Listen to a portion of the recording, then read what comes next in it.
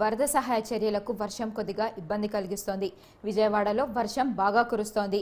రాష్ట్ర వ్యాప్తంగా పరిస్థితిపై సీఎం చంద్రబాబు సమీక్ష నిర్వహించారు. విజయవాడతో పాటు రాష్ట్ర వ్యాప్తంగా వర్షాలపై మరింత సమాచారం మా ప్రతినిధి ప్రసన్న అందిస్తారు. విజయవాడలో వరదలకు సంబంధించి సహాయ చర్యలు కొనసాగుతున్నాయి. మంత్రులు, అధికారులు అందరూ కూడా వరద సహాయ చర్యలపై ప్రధానంగా దృష్టి పెట్టిన పరిస్థితి అయితే కనిపిస్తుందని చెప్పుకోవచ్చు. ముఖ్యమంత్రి చంద్రబాబు ఇచ్చిన ఆదేశాలతో అధికారులు, మంత్రులు కూడా ఎప్పటికప్పుడు అలర్ట్ గా ఉంటూ ఉన్నారు. దీనికి సంబంధించి ప్రధానంగా మంత్రులు నారాయణ కావచ్చు, అచ్చెన్నాయుడు కావచ్చు, హోంమంత్రి అనిత్ కావచ్చు ప్రధానంగా దీని మీద దృష్టి పెట్టిన పరిస్థితి మనకు కనిపిస్తుంది. ఎందుకంటే విజయవాడలో వర్షం కూడా ఎక్కువగా కురుస్తుంది.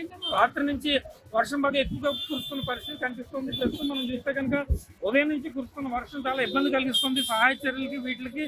అయినప్పటికీ కూడా ఎలాంటి ఆటంకాలు లేకుండా ఒక పక్క శానిటేషన్ మీద దృష్టి పెట్టడం, మరో పక్క హెల్త్ క్యాంపులు ఏర్పాటు చేయడం, వీటి మీద ప్రధానంగా దృష్టి పెట్టిన పరిస్థితి అయితే ఉంది.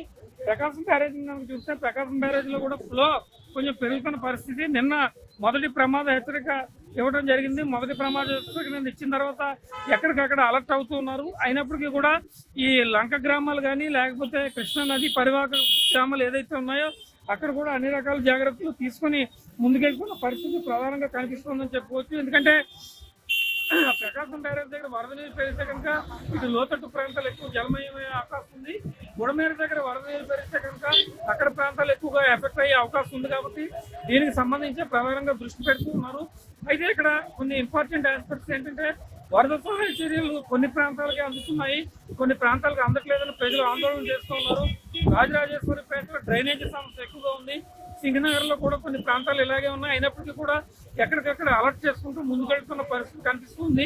రాజరాజేశ్వరిపేటలో ఎక్కువగా దృష్టి పెట్టాలని లోకల్ గా ప్రజలు చెప్తూ ఉన్నారు.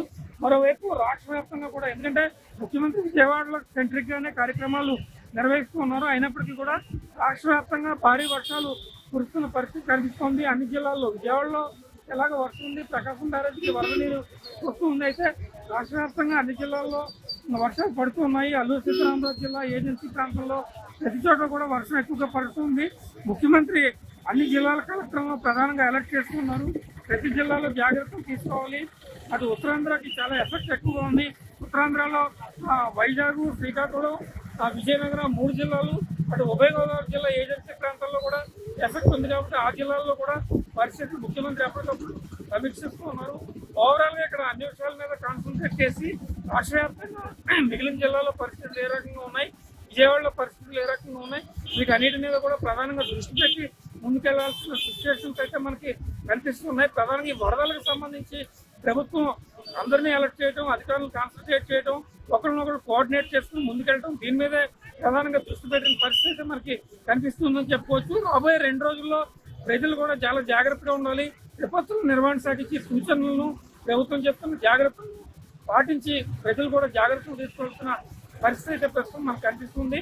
మరోవైపు వరద ప్రభావిత ప్రాంతాల్లో నష్టాన్ని అంచనా వేయడానికి ఒక బృందం కూడా పర్యటన చేస్తుంది. ఆ బృందానికి ప్రజలు కూడా సహకరించి తమ జరిగిన నష్టాన్ని ఆ బృందానికి చెప్పాలని కూడా ప్రభుత్వం చెప్తుంది. ఇది ఓవరాల్ గా వరదలకు, వర్షాలకు సంబంధించిన పరిస్థితి. కెమెరా పర్సన్ శ్రీనివాస్తో ప్రసన్న, న్యూస్ 360, అమరావతి.